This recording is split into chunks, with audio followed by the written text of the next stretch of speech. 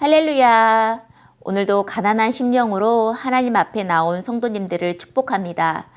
오늘 하루 30분 예배를 통해 하나님의 지혜와 또한 우리의 어리석음을 발견하고 다시 하나님 앞에 삶을 정비하는 시간이 되기를 소망합니다. 우리에게 주신 하나님의 말씀은 전도서 7장 23절부터 29절까지의 말씀입니다. 제가 말씀 읽도록 하겠습니다. 내가 이 모든 것을 지혜로 시험하며 스스로 이르기를 내가 지혜자가 되리라 하였으나 지혜가 나를 멀리 하였도다. 이미 있는 것은 멀고 또 깊고 깊도다. 누가 능히 통달하랴. 내가 돌이켜 전심으로 지혜와 명철을 살피고 연구하여 악한 것이 얼마나 어리석은 것이요 어리석은 것이 얼마나 미친 것인 줄을 알고자 하였더니 마음은 올무와 그물 같고 손은 포순 같은 여인은 사망보다 더 싸는 사실을 내가 알아내었도다. 그러므로 하나님을 기쁘게 하는 자는 그 여인을 피하려니와 죄인은 그 여인에게 붙잡히리로다. 전도자가 이르되 보라 내가 낱낱이 살펴 그 이치를 연구하여 이것을 깨달았노라. 내 마음이 계속 찾아보았으나 아직도 찾지 못한 것이 이것이라. 1000사람 가운데서 한 사람을 내가 찾았으나 이 모든 사람들 중에서 여자는 한 사람도 찾지 못하였느니라. 내가 깨달은 것은 오직 이것이라. 곧 하나님은 사람을 정직하게 지으셨으나 사람이 많은 꾀들을 낸 것이니라. 아멘. 우리는 책을 통해 사람을 볼 수 있습니다. 요즘은 미디어 시대이지만 미디어가 대신할 수 없는 상상과 그 사고를 책을 통해 할 수 있는데요. 우린 책을 통해 작가가 본 세상과 그가 이뤄낸 것도 볼 수 있습니다. 몇십 페이지로 책은 이루어지지만 그 안에 우리는 작가의 수십 년 인생을 볼 수 있는 것입니다. 전도서 속에는 전도자의 삶 속에서 그동안 질문하고 성찰하고 때로는 허무하게 생각하는 인생의 여정들을 담아냈습니다. 그래서 우리는 전도서를 통해 전도자의 삶을 보고 또 그 속에서 하나님의 발견한 것을 알 수 있고 다시 나를 볼 수 있는 것입니다. 오늘 본문에서 전도자는 지혜에 대한 성찰에 대해 말해주고 있습니다. 전도자는 계속해서 지혜가 어떤 것인지 찾아보려고 했습니다. 그 결과를 24절에서는 지혜는 너무 멀고 깊어 누가 그것을 발견하겠느냐라고 말합니다. 여기서 발견하다로 번역된 히브리어 마차는 관찰을 통해 찾아내는 것을 말합니다. 즉 전도자는 누가 관찰하고 탐색하는 노력을 통해 지혜를 찾아낼 수 있겠느냐라고 묻는 것입니다. 이런 질문을 던지는 그의 의도는 지혜가 인간의 이해 밖에 존재한다는 사실을 말하고 있는 것입니다. 그래서 여기서 지혜는 인간의 한계를 아는 것이고 또 한계가 있는 인간이 가지는 지혜는 다시 한계가 있다는 것을 깨닫게 되는 것입니다. 25절에서 전도자는 전심으로 지혜와 명철을 살피고 또 연구하여 악한 것이 얼마나 어리석은지 어리석은 것이 얼마나 미친 것인지 알고자 했다고 말합니다. 이렇게 열정과 열심을 다해 발견한 그 지혜와 또한 어리석음 사이의 결과를 전도자는 세 가지를 말해주고 있습니다. 첫 번째 결과는요, 26절을 볼 수 있는데요.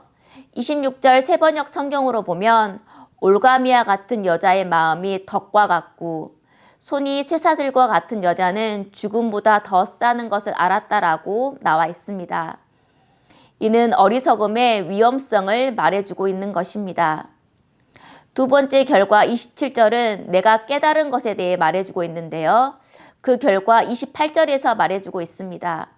사실 28절의 해석은 여러 가지 논란이 되어 왔습니다. 몇몇 해석가는 이를 두고 여성이 지혜를 소유한다는 것은 불가능하다는 의미로 해석하여서 여성 혐오의 의미가 이 문장 안에 묻어 있다고 보았습니다. 또한 이 구절을 남자와 여자를 비교하는 것처럼 보기도 했는데요. 하지만 여기서 원어를 살펴보면 히브리어 남자를 뜻하는 이씨가 아니라 남자, 여자 모두를 포함하는 아담, 즉 사람을 보는 것을 알 수 있습니다. 여기서는 생물학적인 그 남자, 여자를 구별하는 의도가 없다는 것이죠. 그래서 오늘날은 이 구절에서 전도자가 여성을 비하하거나 혐오하는 표현을 보기 어렵다고 봅니다. 전도자는 1000명과 1명이라는 이 극단적인 수의 대비를 통해서 지혜롭고 의로운 사람이 극히 드물다는 사실을 강조하는 것으로 보입니다. 여기서 전도자는 지혜로운 사람을 발견하기가 정말 쉽지 않다는 것을 이 1000과 1의 숫자를 이용해 사용한 것으로 보입니다. 세 번째 결과는 29절, 곧 하나님은 사람을 정직하게 지으셨으나 사람이 많은 꾀를 낸 것이라 라고 또 말합니다. 인간에게는 하나님의 정직과 반대되는 꾀, 즉 죄가 있다는 것도 말해줍니다. 창세기는 죄가 어떻게 인간에게 들어와 관영하게 되었는지 말해주는데요. 창세기 6장 5절은 사람이 마음으로 하는 모든 일이 항상 악할 뿐이라고 하였습니다. 이처럼 전도자는 어리석음과 죄를 연결시킵니다. 그는 사람의 지혜와 또 능력과 지식과 기술로 그 반드시 의로운 열매를 맺지 않는 것도 말해주고 있는 것입니다. 이렇게 평생 열심으로 지혜와 어리석음을 연구한 전도자의 결과는 어리석음은 위험하다는 것, 또 지혜로운 사람을 발견하기가 쉽지 않다는 것, 어리석음과 죄가 연결된다는 것입니다. 오늘 말씀을 묵상하며 평생 지혜를 발견하려고 했지만 그 전도자가 발견한 지혜의 결과 앞에 다시 나 또한 어리석음을 보게 됩니다. 스스로 지혜 있는 듯 여기지만 많이 알면 알수록 또 지혜가 있을 것으로 보이지만 실은 우리는 그 속에서 어리석다는 것이지요. 그 어리석음을 보며 다시 지혜의 근원이신 하나님 앞에 또 우리는 구할 수밖에 없음을 보게 됩니다. 그렇다고 우리가 하나님의 지혜를 구하는 것이 쓸모없고 허무하다는 것은 아닙니다. 지혜를 구하려고 하나님께 구할수록 그 지혜는 바로 하나님으로부터 옴을 우리는 깨닫게 된다는 것입니다.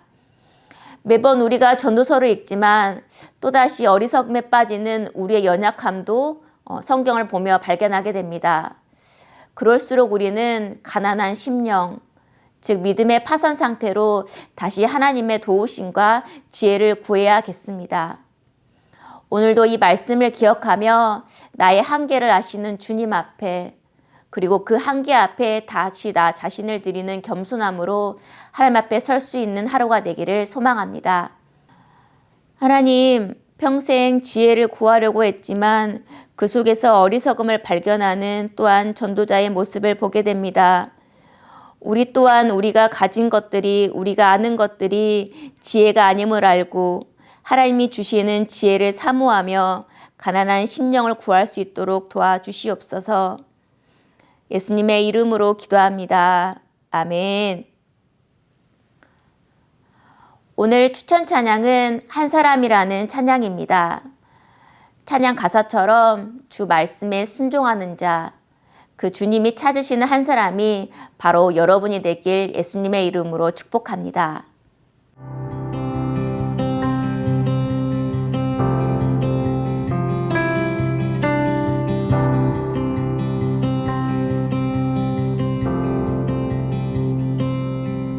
한 사람이면 충분했던 주님,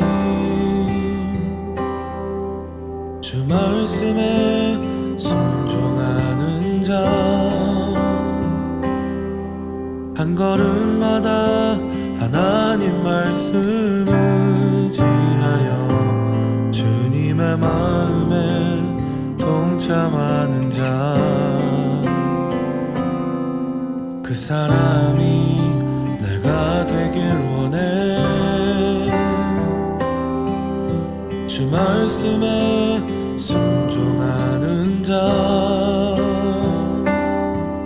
한 걸음마다 하나님 말씀 의지하여 주님의 마음에 동참하는 자, 나를 향한